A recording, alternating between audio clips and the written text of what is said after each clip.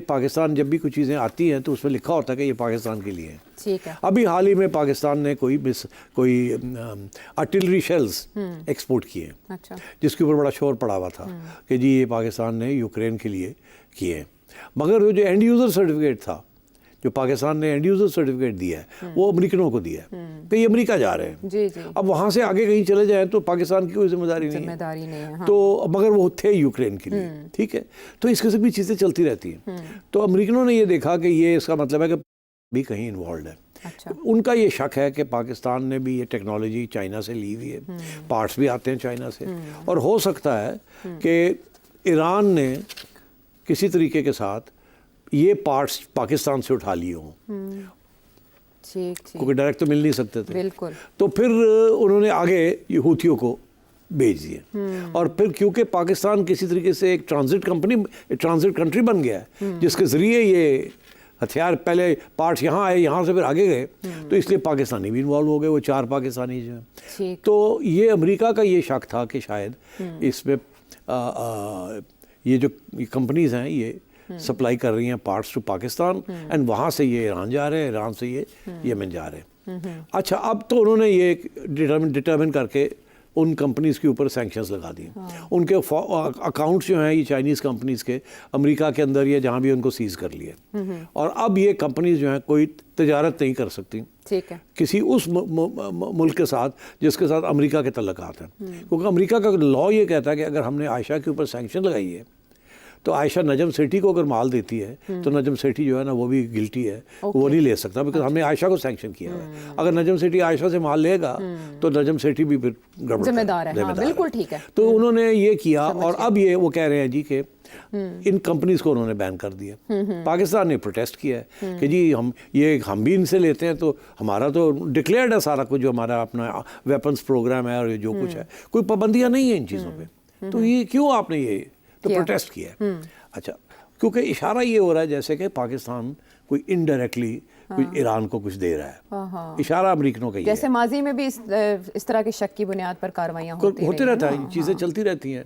तो इसका आना इस स्टेज पे इम्पोर्टेंट है, इस स्टेज पे टाइमिंग यानी अहम है। अच्छा, 11 जनवरी को ये हुआ, जनवरी में, मगर वो पूरा महीना उन्होंने कुछ नहीं किया, दूसरा महीना कुछ नहीं किया, तीसरे महीने ईरान का प्रेसिडेंट पहुंच रहा है इस्लामाबाद। ये चौथा महीना, जी चौथा महीना है। इस महीने ईरान का प्रेसिडेंट आ रहा है 22 तारीख को, 22 अप्रैल को। उधर से 2-3 हमारे इश्यूज चल रहे हैं between Iran, Pakistan and America. एक तो जिसका जिक्र आप हमेशा करती है और हम भी डिस्कस कर चुके हैं, ये गैस पाइपलाइन, जिसकी अब 80 किलोमीटर जो है वो हमने फैसला किया कि हम बनाएंगे, और अमेरिका ने सैंक्शन लगाए हुए हैं। अमेरिका ने कहा जो कंपनी जो ये पाइपलाइन बनाएगा उसके ऊपर हम सैंक्शन लगा देंगे। सो फॉरेन कंपनीज जो कि इस किस्म के काम करती हैं, उनको सबको वार्निंग चलेगी अमेरिका से कि अगर आप इन्वेस्टमेंट करेंगे या पार्ट सप्लाई करेंगे इस पाइपलाइन के तो आपके ऊपर भी सैंक्शन लग जाएंगे।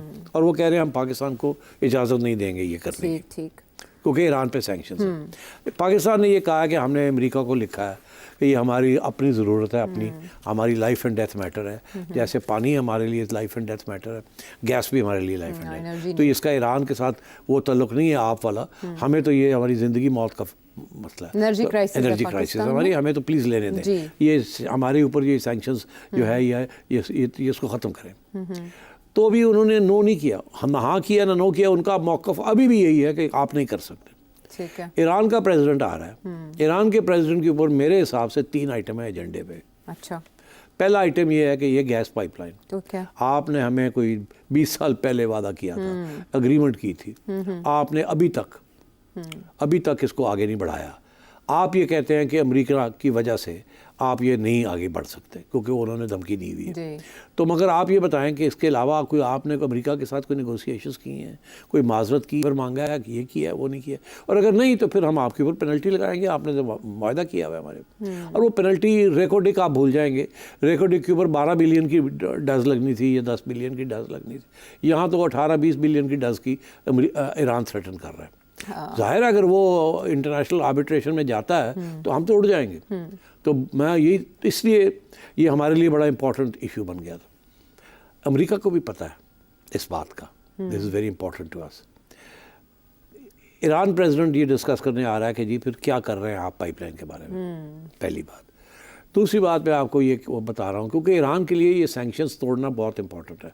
वो घिराव हुआ हुआ है उसका, ओके ठीक है। एक सैंक्शंस लगी हुई है, ऊपर से इजराइल के ज़रिए अमेरिका उसको कमज़ोर करने की कोशिश कर रहा है। अभी हाल ही में आपने देख ही लिया किस तरीके से ईरान के ऊपर अटैक आ रही है और सब कुछ हो रहा है।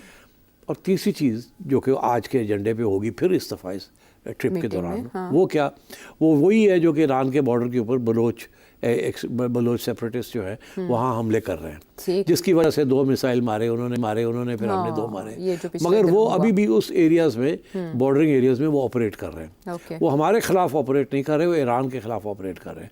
ईरान का ये कहना है कि ये CIA स्पॉन्सर्ड ग्रुप है और पाकिस्तान इनके खिलाफ एक्शन क्यों नहीं लेता। ठीक है, काफ़ी अरसे से ये कंप्लेन कर रहे हैं। पाकिस्तान का ये कहना है काउंटर में कि नहीं वो हमारे तो नहीं, हमें तो नहीं कर रहे, ये है वो है। मगर आप ये बताएं कि इंडिया वाले पहुंचे हुए हैं आपके पास, इंडिया रॉ ने वहाँ आके सेल्स बनाए हुए ईरान के अंदर, जहाँ से खुलबाशन और इस किस्म के लोग भी वो आ रहे हैं और हमारे बलोचों को उकसा रहे हैं अगेंस्ट पाकिस्तान। तो आप कैसे होते हैं, हमारे पे ये इल्ज़ाम लगा रहे हैं, तो हम तो आप पे ये इल्ज़ाम लगा रहे हैं कि आपने उनको घुस बैठिए वहाँ आके बैठे हुए हैं, आप उनको निकालते क्यों नहीं है, ख़त्म क्यों नहीं करते। और फिर आपने इंडिया के साथ मुआहदे किए हुए हैं, वो पोर्ट बना रहे हैं चाबहार की, और वहाँ से फिर आप अफगानिस्तान जा रहे हैं और पाकिस्तान को कट कर रहे हैं। तो आप तो इंडिया के साथ मिले हुए हैं हमारे खिलाफ। तो मतलब ये लेन देन चलती रहती है। अच्छा। अब ये प्रेसिडेंट साहब आ रहे हैं, ये 2 बातें उन्होंने करनी थी, बड़ी इंपॉर्टेंट है उनके लिए। मगर अब तीसरी बात भी आ गई ना, वो अभी ये जो अमेरिका ने सोचा कि ये अच्छा वक्त है कि ईरान का प्रेसिडेंट पहुंच रहा है पाकिस्तान, ये आपस में अब बातें करेंगे, एक मैसेज जाना चाहिए अमेरिका की तरफ से पाकिस्तान को भी और ईरान को भी। ये जो सैंक्शंस लगाए हैं, इसके टाइमिंग जो है वो एक पैगाम है to Pakistan and to Iran, क्या वी आर वॉचिंग, हम जो चाहेंगे हम कर सकते हैं और हम हर कदम उठाएंगे। ईरान का सपोर्ट टू द हुथीज़ और Syria and all the other places, वो एक पूरा एक कंसर्टेड एफर्ट है। ये भी ड्रामा अब शुरू हो गया है। और पाकिस्तान को भी कि आप ज़्यादा ईरान के करीब होने की कोशिश मत करें। ये हम समझते हैं कि आपने फैसिलिटेट किया ये ट्रांसफ़र ऑफ टेक्नोलॉजी, और आपके लिए आना था तो आपने आगे कर दिया। हालांकि this may not be true, मगर इल्ज़ाम लगाना ना, प्रेशर डालेंगे। तो मैं ये समझता हूँ कि ये बड़ा सोचा समझा एक कदम उठाया अमेरिका ने आपके ऊपर प्रेशर डालने का। एक तरफ जैसे आप कह रही हैं कि IMF को कह रहे हैं कि सपोर्ट करें, जी। और वो कर भी रहे हैं कि आप गिर ना जाएं, आप डिफ़ॉल्ट ना कर जाएं, आप रोग स्टेट ना बन जाएं, फेल्ड स्टेट ना बन जाएं। अगर बन गए तो फिर तो और भी प्रॉब्लम्स बन जाएंगे पाकिस्तान के लिए, रीजन के लिए। और दूसरी तरफ आपको फेल्ड स्टेट के साथ, और दूसरी तरफ आपके ऊपर प्रेशर रखा हुआ है हर किस्म आपको इराक और सोमालिया के साथ आपके हालात मुमासिल करार दिए। तो ये this is why this story is now broken, and this is why the timing is because the Iranian president is coming here, and this is a message to the Pakistan government and the Iranians. तो middle east की जो situation है वो भी इस meeting में discuss हो सकती है इस ट्रिप के दौरान ईरानी प्रेसिडेंट के? देखिए, ईरानियन प्रेसिडेंट जाहिर है वो बात तो करेगा ना, वो तो कहेगा कि अमेरिका ये कर रहा है, ये कर रहा है, ये कर रहा है। आप किसी सूरत में अमेरिका का साथ ना दें, आप हमें सपोर्ट करें। उधर से फिर हम ये कहेंगे कि जी आपने कश्मीर के लिए क्या किया, आपने ये क्या किया, आपने वो क्या किया। इसको ऐसे बैलेंस तो ये आप उनकी बातें सुनेंगे, वो हमारी बातें सुनेंगे। ठीक है, पैगाम एक दूसरे को मिल जाएगा। ठीक है, मगर जो रियल इशू है वो रियल इशू वही है कि Baloch insurgents on Iran's border, supported by CIA, and also this question of the gas pipeline. So issue will be America. यानी उसमें जो सिमिलर चीज़ है जो कॉमन है वो अमेरिका है, और इस मौके पर अमेरिका की तरफ से ये पाबंदियां लगाए जाना भी सिग्निफिकेंट है। चलें, इस इशू के तो डिफरेंट एंगल्स हमारे सामने आ गए। The entire nation is looking at you accordingly, Sethi साहब। आपका मतलब है कि एंटायर नेशन, इमरान खान कह रहा है कि काजी फाइजी साहब के ऊपर सारा पाकिस्तान देख रहा है। आप पहुंच गए कि मैं अगली बात क्या करने ये वही साहब हैं जिन्होंने काजी फाइजी साहब के ऊपर एक रेफरेंस किया था। अरे वो तो रियासत के बकौल उनके रियासत के हथकंडे थे, रियासत का गुस्सा था।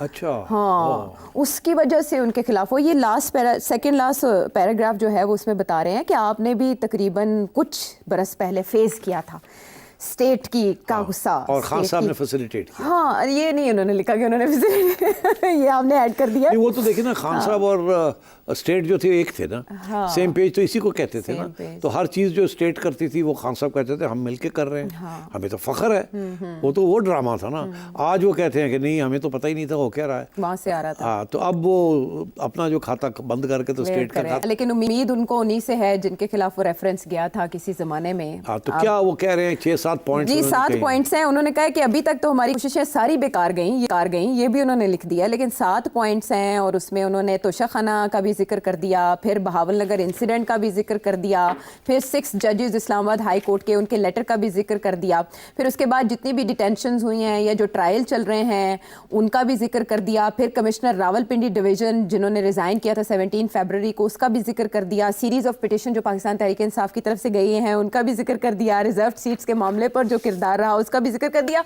और जो पाकिस्तान तहरीक इंसाफ की प्रॉब्लम्स हैं सबको इसमें कंटेन कर दिया और ये लेटर भेज दिया चीफ जस्टिस ऑफ पाकिस्तान को। चीफ जस्टिस ऑफ पाकिस्तान ने रिसीव भी कर लिया। क्या जवाब आएगा? अच्छा, अब जवाब तो बात की बात है कि किया क्यों स्टेज पे। हाँ, ये भी तो सवाल बनता है। क्या बात है। हाँ, ये देखिए, है पहली बात तो ये है कि खान साहब की एक पॉलिसी है वो बरकरार चल रही है। कि सऊदी अरेबिया को अटैक मरवत साहब के जरिए हो गया ना।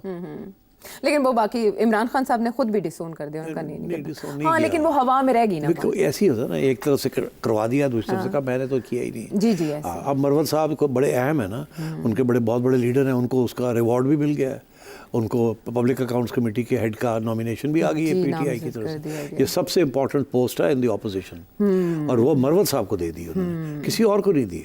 वो आपने उमर अयूब को नहीं दी, किसी और को नहीं दी, आपने मरवत साहब को दे दी। क्योंकि वो अच्छा घसीटते हैं। और ये जो पीटीआई वाले हमारे कुछ दोस्त हैं, हाँ। वो सारा वक्त ये कहते हैं कि नहीं नहीं नहीं, मरवत की कोई अहमियत नहीं है, हाँ जी। ये तो खान साहब इसको फारग कर देंगे, ये जो बातें करता है हम शर्मिंदा हैं उन बातों से, हम दूर होते हैं। अभी ये सऊदी अरेबिया का जो स्टेटमेंट जी, था उसके ऊपर बिल्कुल, सबने। सारे पीटीआई उन्होंने कहा ये ज़ाती मौक़िफ़ है, ये ज़ाती हो गया, हम ये हो इससे वो नहीं गया। करते। और बड़े लोग हैं जो कहते हैं छोड़ो जी, छोड़ो, मरवत की बात ना करें, वो तो नो बड़ी हाँ है। जी। हालांकि खान साहब के लिए वो समबड़ी है। ठीक है, तो अब बात यह है कि एक तरफ सऊदी अरेबिया को अटैक कर दिया, उधर IMF को अटैक कर रहे हैं। जी, ठीक, इधर आपने ये आर्मी चीफ को डायरेक्ट अटैक किया खान साहब ने। जी। आपको पता ही है, ज़्यादा बात नहीं करते हम अपनी एहलिया के बारे में, एंड सो ऑन। खान साहब तो फुल फ्लैश फ्रंट फुट पे खेल रहे हैं, बाउंसर पे बाउंसर कराई जा रहे हैं, यॉकर पे यॉकर कराई जा रहे हैं, और फ्रंट फुट पे आके बैटिंग कर रहे हैं। हाँ। चौके छक्के से कब तो बात ही नहीं करते। उसकी सिर्फ एक ही मकसद है कि मैंने एस्टैब्लिशमेंट के साथ कोई समझौता नहीं करना। वसीर साहब वहाँ पे खबर का भी तस्करा कर दें, 3 लोग तो पैचअप के लिए भी बिहाइंड द सीन्स एक्टिव हैं। मैं कोई नहीं, वो सब ड्रामा है। अच्छा। कोई अभी ये खबर आई है ना, जी, जी। हाँ, कोई नहीं, वो मैंने चेक किया है, उसमें कोई पानी नहीं है। वो जो 3 नाम हैं कोई कहीं, नहीं, कोई हकीकत कोई नहीं। ओके, ये सिर्फ ड्रामे हैं। ओके। अच्छा, अब वो बड़े अच्छे लोग तो हैं ना कि यार किसी तरीके के साथ मुकमुकाओ, काम आगे चले, ये लड़ाई झगड़े के साथ पाकिस्तान को बड़ा नुकसान हो रहा है वगैरह वगैरह, वो अच्छे ख्वाहिश रखने वाले लोग हैं, मगर उनकी अहमियत कोई नहीं है। और ना इधर के है ना उधर के हैं। ये जिसे कहते हैं ना, गुड़ियाँ उड़ा रहे हैं। अच्छा, गुड़ियाँ उड़ा रहे हैं। नाइस, चलो वहाँ पे उड़ा रहे हैं फ्लाइंग और कहीं काइट्स। नहीं। हाँ, अच्छा, या और वॉकिंग इन द पार्क। अच्छा, तो अब बात यह है कि ये खान साहब ने जो ख़त लिखा है इसकी कोई अहमियत नहीं है। इसकी सिर्फ अहमियत खान साहब के लिए है कि एक पूरा एजेंडा चल रहा है। अब आगे 3-4 दिन के अंदर पूरी एक ऑपोजिशन लॉन्च कर रही है मूवमेंट। जी, ठीक है, उसको भी तो गर्म करना है ना। तो ये जो सारी जो बयानबाजी हो रही है अग्रेसिव, अब खान साहब का ये ख़त, this is to create that environment कि किसी सूरत में भी हम बातचीत नहीं करने के लिए तैयार, हम अग्रेशन पे हैं, हम प्रेशर पॉइंट्स कर रहे हैं ताकि ये कामयाब हो, लोग निकले बाहर।